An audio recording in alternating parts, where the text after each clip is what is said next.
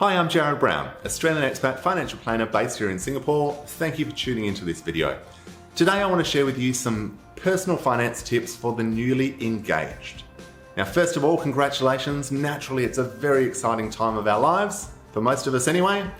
It's time where either one or both of us are thinking about planning the wedding, the where, the who's invited, who's going to wear what, all of those important considerations, and of course, who's going to pay for it.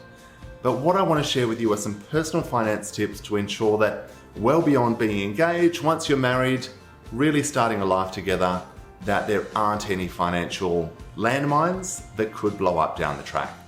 So let's dive right in. I hope you find these tips helpful. Don't forget to subscribe. Let's get started.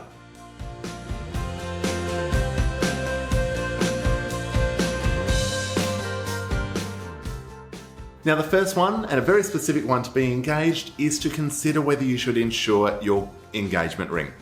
Now, the average ring costs about $5,500. Naturally, that is an average number. It could be far less, it could be far more than that. But for a lot of people, that's an awful lot of money to be wearing around, so consider your insurance plans. It may also be a good time to top up your contents insurance. If you don't already have contents insurance, a good time to consider it. We find that a lot of Australian expats in Singapore and all over the world simply don't have contents insurance because it's just not something that they've really given any thought to. So do check this one out and make sure that we don't face any unnecessary loss if anything ever happens to the ring down the track. The next one is to set up a wedding savings plan. Now, weddings are expensive, as many of us will know. Whether it be 20, 50, 100, sometimes a few $100,000 gets spent on what is the most important day for many. But how are we going to pay for it? Are family members supporting us? Are we paying for it ourselves? Obviously, everyone's going to be a little bit different, but if you are contributing, make sure you've got a bit of a plan in place so you can put X dollars away every week or month and make sure that you've got enough there to pay for the wedding that you want. Now, my third tip for you is to be honest about your personal finances. Naturally, being engaged is a very exciting time, but it's also a very important time to start having some serious discussions about money. Do you have mountains of credit card debt? Are you set to inherit some money? Do you have a bit of a gambling problem? Do you spend large amounts of money? Are you a good saver? Start having those discussions about what's important to you, whether you plan to retire young, support your family, start a business, whatever it may be. Start getting these things out on the table, maybe even set up a weekly date night where you can start talking about money. Obviously, this is someone you're planning to spend the rest of your life with, and money is often the number one marital conflict, so make sure that you get on top of these things as early as possible. Now, my fourth tip, which in some ways relates to number 3, is to start discussing what money really means to you. For some people, they simply don't care about money. It's a means to an end. They don't care if they have a lot, they have a little, as long as they've got enough to get by. For others, it's an incredibly important tool. It's a sign of progress for them.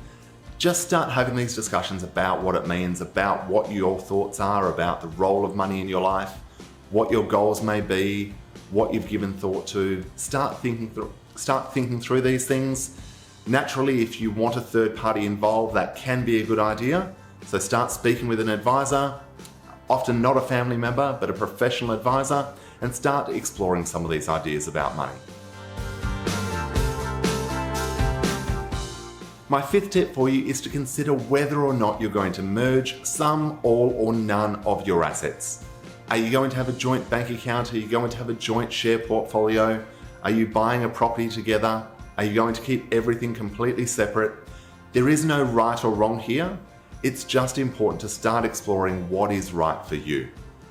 If your husband or wife or partner doesn't feel that money should be shared, but you do, naturally that could create some conflict down the track unless you start exploring these things now.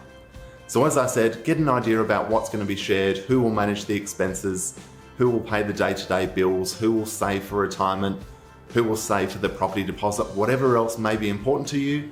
Start having these discussions now. My My sixth tip for you, which is quite a specific one, is to review your credit scores and be very open and honest about it.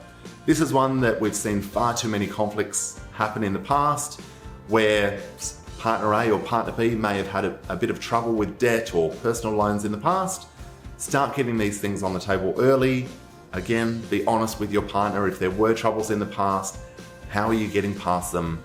And again, just make sure there are no nasty surprises once you are actually married. I hope you find these tips helpful. Again, a very special time for you, and I congratulate you again. If you have any tips or questions you'd like to share, drop them in the comments. Don't forget to subscribe. Thank you very much for tuning in, and see you next time.